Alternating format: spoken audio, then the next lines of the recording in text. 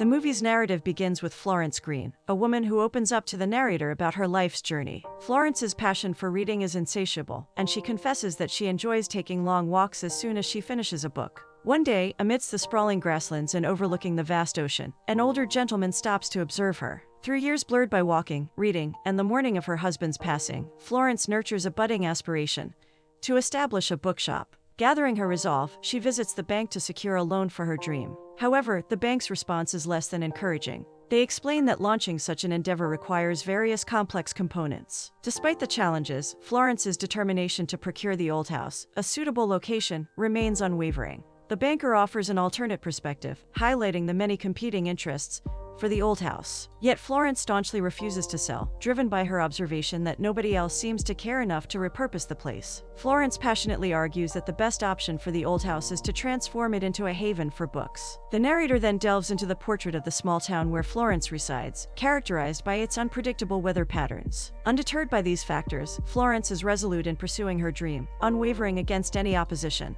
As she walks along the bay, she discovers that news of her plan to establish a bookshop has already spread among the townspeople. Amidst this backdrop emerges Mr. Brundish, an elderly loner whose disposition leans towards unsociable. He shares Florence's love for books, albeit with a unique twist. Books he dislikes are met with fervent disdain, often consigned to the flames. His discerning taste makes him particular about the quality of reading material he consumes. Later, Florence attends a fitting session and finds herself doubting the suitability of a red outfit for her, even though she ends up looking stunning in it. The reassuring words of the tailor assure her that her shape and appearance are impeccable. Embarking on her social foray, she attends a lavish party where all the guests are elegantly dressed. Amidst this glamorous gathering, she introduces herself to the other attendees. The soiree is hosted by Violet, and conversations naturally gravitate towards business matters. Florence mingles further, engaging with more guests. A gentleman offers her a drink and broaches the topic of remarriage, while another inquires about her experience in running a business, particularly a bookstore. As these questions persist, Florence begins to feel increasingly uncomfortable with the line of inquiry. In a timely intervention, Violet approaches Florence, offering words of praise and encouragement. Yet, an undercurrent of disappointment becomes evident when Violet learns that Florence has moved into the old house and even undertaken the task of connecting pipes for water supply. It becomes apparent that Violet has plans for the old house herself, a pet project in the making. Violet extends a proposition to Florence, suggesting that she should consider relocating her shop to a different area of the harbor. The rationale is that many harbor residents have a desire to preserve the old house, untouched and unchanged. With a hint of unresolved tension, Violet leaves Florence to ponder over this proposition. Contemplating her decision, Florence ultimately chooses to depart from the party, a decision manifested as she walks away from the gathering. Continuing her relentless pursuit, Florence is determined to secure the rights to the old house. Mr. Debon takes the initiative to approach Florence, revealing the unfolding destiny of her prospective bookshop.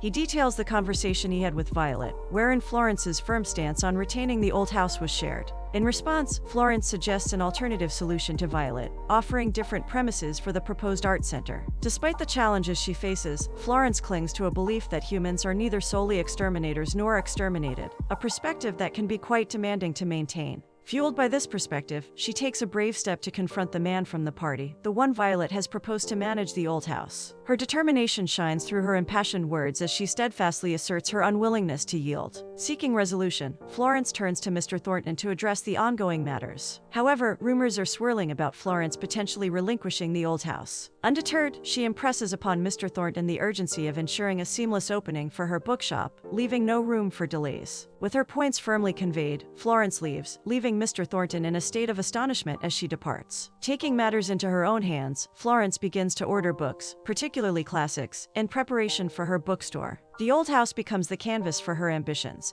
and she orchestrates the move of her beloved books to their new home. Arriving at the old house, she's greeted by the sight of boys engaged in play. Their activities come to a halt as Mr. Raven instructs them to assist Florence in any way possible, a sign of the community's support for her endeavor. Utilizing the boys' assistance, Florence orchestrates the process of placing books onto the waiting shelves. The Boy Scouts gather the necessary tools and diligently begin installing shelves to accommodate the burgeoning collection. As Florence unveils and opens the freshly received books, a sense of tranquility begins to settle, seemingly dispersing the troubles that clouded her path. Amid this transformative journey, the property dispute that once loomed large starts to recede, as if making way for Florence's vision to manifest. With a sense of poignant significance, she names her cherished bookshop, the Old House Bookshop. The book's scent and their mere presence evoke memories of her husband, infusing the space with a poignant reminder of his existence. In this moment, Florence finds herself on the brink of tears, overcome by the sheer beauty of pursuing her long-held dream. Mr. Raven, a regular presence in her endeavors, arrives, offering his perspective that Florence's endeavor might be a solitary one. However, Florence counters this notion, finding fulfillment in her chosen path. As Mr. Raven inspects the shelves that the boys meticulously fixed, a sense of accomplishment permeates the air. It's then that Wally returns, bearing a message from Mr. Brundish. The contents of the message leave Florence in a state of disbelief, as it becomes apparent that Mr. Brundish not only knows of her existence, but has also reached out to her, despite their lack of direct interaction. As the narrative unfolds, Mr. Raven shares a startling revelation. Mrs. Brundish, during her honeymoon, tragically drowned under mysterious circumstances. This revelation casts an unexpected shadow, adding an element of intrigue to the unfolding story. Florence carefully opens the letter from Mr. Brundish, finding his words to be warm and congratulatory. He delves into the history of his ancestors, recounting a tale of a conflict involving a bookstore from years gone by. He recalls a particular book that seemed to hold significance in the story, a narrative that seems to have cast a shadow on any future attempts to establish a bookstore. Despite this, he expresses a wish to visit Florence's shop if he ever ventures out. Mr. Brundish's letter takes a thoughtful turn as he implores Florence to send him books that hold depth and meaning. Energized by her newfound connection and potential customer, Florence promptly seizes the opportunity. Having just secured her first customer, she dispatches Wally to deliver a package containing the price list and a selection of books to Mr. Brundish. Mr. Raven's guidance proves invaluable as he suggests assistance during busy times, recommending a few capable girls to aid her in managing the shop. Inspired by her growing success, Florence begins the process of preparing books to fulfill Mr. Brundish's request. As the days unfold, Florence's shop thrives, drawing in more customers and even garnering attention from her lawyers. The allure of her bookshop continues to spread, captivating a widening audience. Amidst this bustling progress, Violet makes an appearance, checking in on the old house as she passes by. Meanwhile, across the distance, Mr. Brundish receives the package sent by Florence. Contained within are copies of Ray Bradbury's Fahrenheit 451, marking a significant moment in their burgeoning relationship. Christine, a young and remarkably astute individual, arrives with a confident assertion that she can provide valuable assistance in Florence's shop.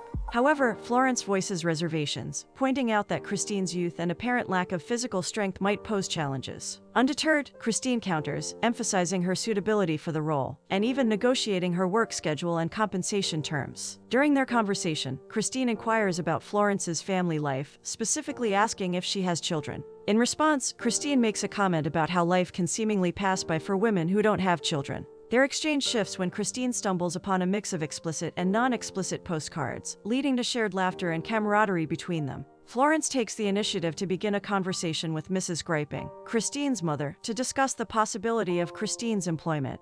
Meanwhile, Mr. Brundish appears to be thoroughly enjoying Fahrenheit 451 and expresses his pleasure in another letter to Florence, requesting more books by Ray Bradbury. As Florence's business flourishes, she receives an influx of orders, and the earlier issues with Violet appear to have dissipated. Florence's life takes on a sense of contentment as she finds joy and fulfillment in the art of selling books, embodying the essence of her dream. Florence initiates a conversation with Christine, expressing concerns about Wally. In response, Christine clarifies her aversion to boys, emphasizing her repulsion. Florence offers a reassuring perspective, suggesting that Christine's feelings might change with time. Christine, however, asserts her preference for being in the bookshop, even if she doesn't particularly enjoy reading. Meanwhile, Mr. Brundish continues to indulge in more of Bradbury's writings, finding enjoyment in the literary materials. The narrative shifts as Violet's acquaintance, Milo North, pays her a visit and subsequently decides to visit Florence. Christine, despite her reluctance, is called upon to assist a customer who ultimately doesn't make a purchase. This experience underscores the challenges of customer service, even in the face of less favorable circumstances. During Violet's visit, Milo North raises the topic of Florence's financial gains from the bookshop,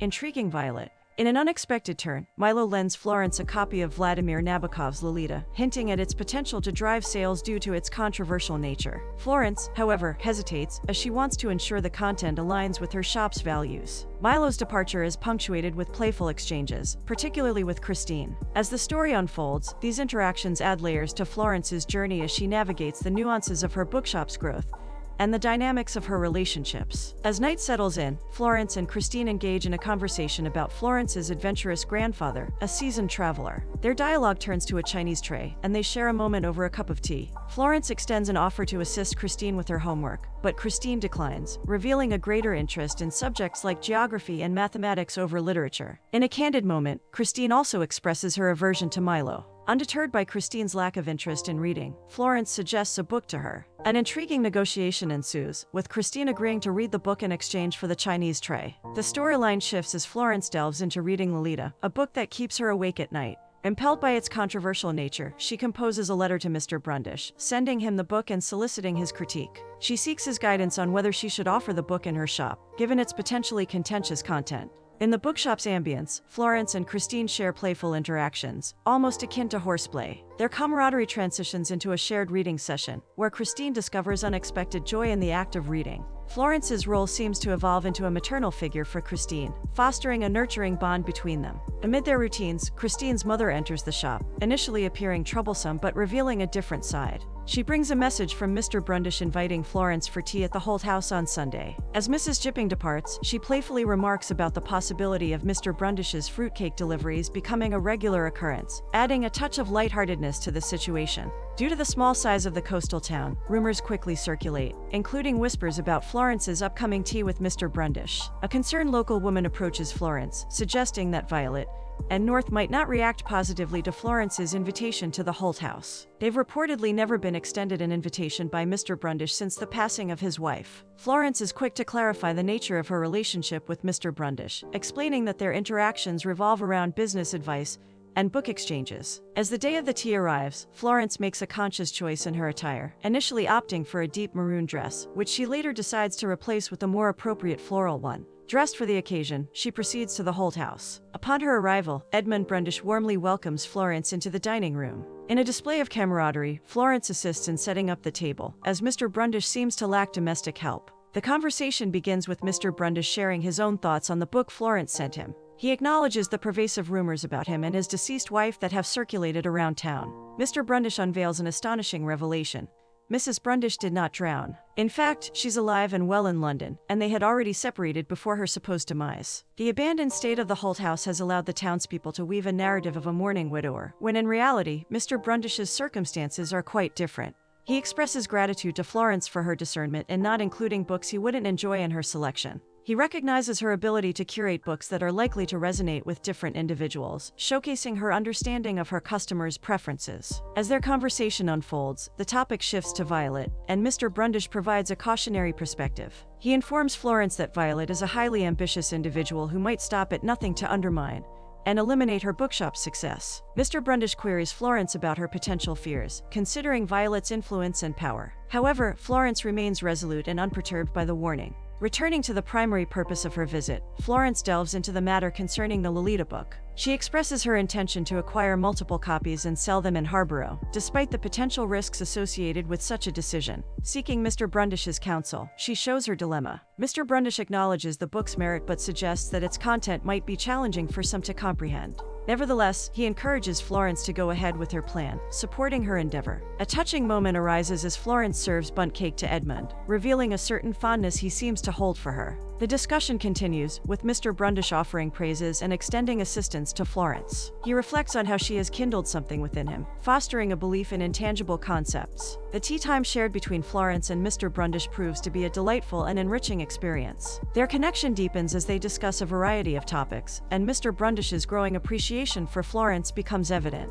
With a sense of warmth and newfound understanding, they conclude their conversation, and Florence takes her leave from the Holt house. Buoyed by her confidence that the book would attract a lot of interest, Florence goes ahead and orders 250 copies of Lolita for her bookshop. She's pretty sure that it's a book everyone has heard of, and it'll sell well. However, as the copies start piling up in the shop, they not only draw in more customers, but also some unwanted attention, especially from Violet. Soon after, Thornton, acting as Florence's lawyer, sends her a letter with the news that Violet is quite upset about the sale of Lolita. Apparently, the book has rattled her quite a bit. Thornton suggests that maybe Florence should rethink selling it, to avoid stirring up public complaints and further trouble. But Florence isn't swayed. She reminds Thornton that he's there to protect her interests, and not to back down. This back and forth of letters starts up, with Florence and Thornton hashing it out over the decision. Florence firmly holds her ground, not budging an inch on keeping Lolita on the shelves. But things don't end there. Florence's letter makes its way to Violet. In the letter, Florence sort of advises Violet to let go of her complaints and any plans to slow down Florence's business. Well, Violet's frustration boils over. She's so angry that she grabs a figurine and throws it in a fit of rage, showing just how strong her feelings are about the whole situation. Milo North is in a heated argument with his girlfriend, who's quite disappointed with the quiet charm of the town of Hardborough and openly expresses her weariness of Violet. Kathy, Milo's girlfriend from the BBC, introduces herself to Florence as they stroll by. Kathy doesn't hold Violet in high regard, making her sentiments clear. Milo, perhaps sensing the tension, leaves the two women alone. Kathy seizes the moment to engage Florence in conversation, and they quickly get acquainted. Kathy's curiosity leads her to inquire about Florence's marital status, specifically addressing her as a widow. Florence, however, doesn't perceive the term widow with a negative connotation. Instead, she shares a touching story about her late husband, recounting how they met 16 years ago in a London bookshop. She paints a picture of a love that was born at first sight and flourished beautifully. Florence goes on to describe the happiness they shared until the outbreak of the war, which forced them into a correspondence-driven relationship. He would read to her every night, strengthening their connection despite the distance. As she shares this tale, Kathy's demeanor seems to soften, and she starts to feel a warmth towards Florence that contrasts with Milo's portrayal of her. In this unexpected encounter, Kathy's perception of Florence begins to shift, diverging from what Milo might have conveyed earlier. The exchange allows for a moment of connection and understanding between the two women. Kathy opens up about her current relationship with Milo, admitting that their connection seems devoid of affection. Meanwhile, Violet's nephew, a parliament member, is in the process of creating a bill that's already halfway through. This legislation is inspired by Violet's aspiration for a local arts center. The bill proposes a government mandate to acquire historic unused buildings for public purposes. If this bill gets the green light, Violet could potentially acquire the old house and force Florence out of it. On another front, at school, Christine attends her classes. However, an unexpected twist occurs when an inspector arrives to ensure that the children aren't engaged in labor. This situation instills fear in Christine, but the teacher is compelled to disclose her regular job at the bookshop. This leads to Christine being taken away from her studies. Mr. Jipping, Christine's father, arrives on the scene, and it becomes evident that Florence has already learned not to allow kids like Christine to work in the shop due to legal restrictions. While appreciative, Mrs. Jipping acknowledges that Christine will find other ways to make money. Mrs. Jipping also shares news of a new bookshop in town, set up in Debon's old fish shop, which will pose fresh competition for Florence. Florence is taken aback by this revelation. It appears that a new proprietor has established this shop, based on Violet, and the General's Council. Determined to face this challenge head-on, Florence visits the banker once again, making an attempt to buy herself out of her shop. Despite the banker's offers, Florence remains resolute in her decision, declaring that the shop is not up for sale. The encounter reflects Florence's unwavering commitment to her dream and her resolve to stand her ground.